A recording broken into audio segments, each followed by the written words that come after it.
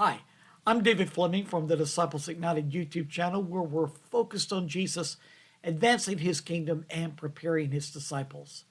Now, we're starting a new study today. It's going to be on the book of Romans, which is really one of my favorite books in the New Testament outside of the Gospels. Now, in this book, many things are covered, but we're going to start out by dealing with the introduction. In fact, this entire week we'll be dealing with the introduction that Paul gives this letter, which is found in Romans chapter 1, verses 1 through 17. Now, to start us out right, we're going to read you the very first verse of this book. Romans chapter 1, verse 1, Paul writes, Paul, a servant of Christ Jesus, called to be an apostle and set apart for the gospel of God. Now, right at the very beginning, Paul is establishing the fact that he is the author of this letter to the Roman church. Now, this book is vitally important because, well, actually, it's a letter. We look at it as a book, but it actually was a letter that Paul wrote to the Roman church. And this introduction is vitally important because Paul is establishing his authority to be able to speak into their lives. Because, see, he's never gone there before. He's never ministered there.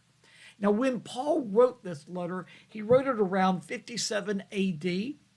Now, at the time that Paul wrote this, Rome was already the grandest city in the world at that time. He wrote it at the end of his third missionary journey. He's already been in Ephesus for several years, and he has left Ephesus and now is writing this letter to the Romans while he is in Greece on his way home.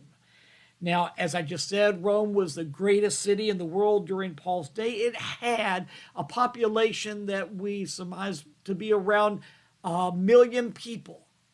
What's important, though, to understand is there was a stark dichotomy in Rome, in the population.